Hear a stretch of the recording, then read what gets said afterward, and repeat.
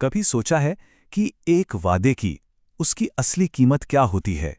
आज हम सब मिलकर मेंढक राजकुमार की एक बहुत ही जानी पहचानी कहानी के जरिए इसी गहरे सवाल को समझने की कोशिश करेंगे। देखते हैं कि ये कहानी हमें ईमानदारी और हम दुनिया को कैसे देखते हैं, इस बारे में क्या सिखाती है। तो इस सवाल का जवाब ढूंढने के लिए सबसे पहले मिलते हैं कहानी की मेन कैरेक्टर से, एक बहुत ही खूबसूरत पर हाँ थोड़ी सी घमंडी राजकुमारी। तो कहानी की शुरुआत होती है एक ऐसी राजकुमारी से जिसकी पूरी दुनिया बस उसकी अपनी खूबसूरती और कीमती चीजों के आसपास ही घूमती थी। मतलब उसके लिए अगर कोई चीज सुंदर नहीं है तो उसकी कोई कीमत ही नहीं। जैसे जब उसने अपने बगीचे में कुछ कौवों को देखा तो उसके मुंह से क्या निकला, वे कितने बदसूरत हैं। बस ये छोटी सी बात हमें उसके नजरिए के बारे में बहुत कुछ बता देती है ना? हम सब भी तो कभी कभी चीजों को बस बाहरी रूप से ही परख लेते हैं।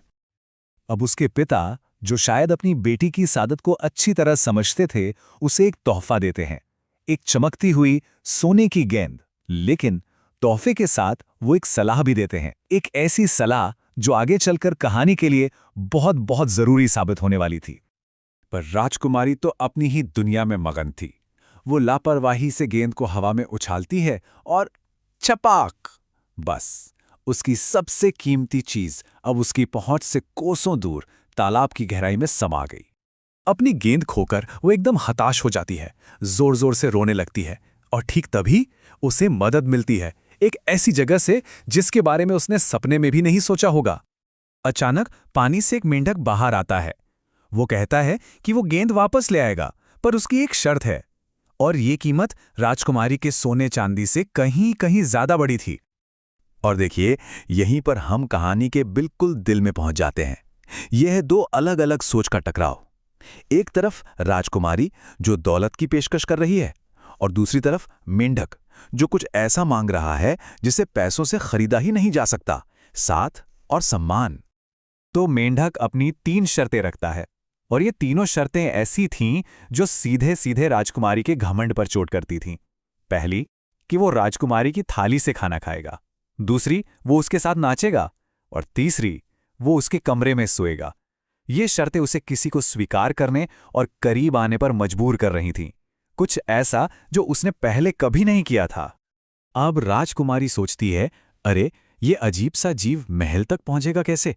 और बस यही सोचकर कि वो इससे बड़ी आसानी से पीछा छुड़ा लेगी, वो फौरन हाँ कह देती है। वादा तो कर दिया, पर मन में उसे निभाने का दूर दूर तक कोई इरादा नहीं था।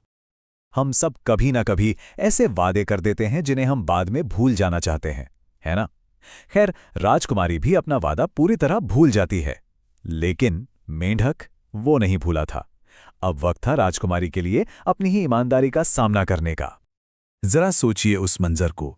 राजकुमारी शाही दावत का लुत्फ उठा रही है, और तभी दरवाजे पर एक अजीब सी आवाज आती है, टप टप। और कौन था वहां? उसका भूला हुआ वादा फुदकता हुआ सीधा कमरे के अंदर। और बस इसी मौके पर सामने आते हैं राजा, जो इस कहानी की एक तरह से मॉरल कंपेस है। और वो जो कहते हैं वो इस कहानी का सबसे बड़ा सबक है। वादा वादा होता है राजकुमारी, और अगर कोई वादा किया है तो उसे निभाना ही होगा। ये बात हमें याद दिलाती है कि अपने वचन का मान रखना कितना जरूरी है। अब पिता का हुक्म था तो राजकुमारी को मन मारकर अपना वादा निभाना ही पड़ा। उसने मेंढक के साथ खाना खाया, उसके साथ नाची, और हर पल उसके चेहरे पर वो नफरत और बेचैनी साफ साफ दिख रही थी। लेकिन वो अपना वादा पूरा कर रही थी। वो मुश्किल रात जैसे तैसे गुजरी, पर राजकुमारी को इस बात का जरा भी अंदाजा नहीं था कि अगली सुबह उसके लिए क्या लेकर आने वाली है। एक ऐसा बदलाव जो उसकी दुनिया को हमेशा हमेशा के लिए बदल देने वाला था। अगली सुबह जब उसकी आंख खुली तो उसने एक राहत की सांस ली। मेंढक वहां नहीं था, वो जा चुका था। उसे लगा, चलो वो बुरा सपना आखिरकार खत्म हुआ। लेकिन उसकी वो राहत बस कुछ ही पलों की थी, क्योंकि उस मेंढक की जगह पर अब एक बेहद खूबसूरत नौजवान राजकुमार खड़ा था।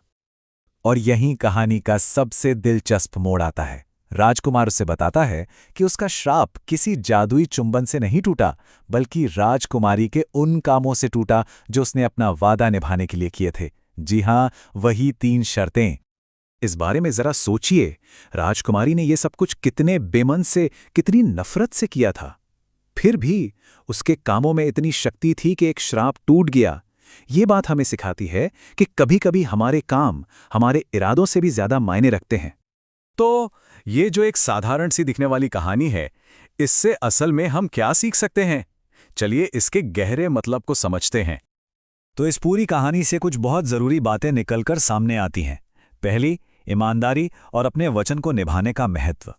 दूसरी, कि सच्ची सुंदरता सिर्फ बाहरी रूप में नहीं बल्कि किसी के किरदार में होती है। दयालुता के कामों में भी बदलने की एक ज़बरदस्त ताकत होती है।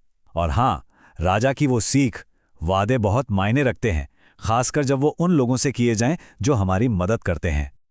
और आखिर में ये कहानी हमें एक बहुत बड़े सवाल के साथ छोड़ जाती है कि हम सब अपनी जिंदगी में कितनी ही बार किसी को सिर्फ उसके बाहरी रूप के आधार पर परख लेते हैं और इस जल्दबाजी में शायद उसके अंदर छिपे राजकुमार को देखने से ही चूक जाते हैं।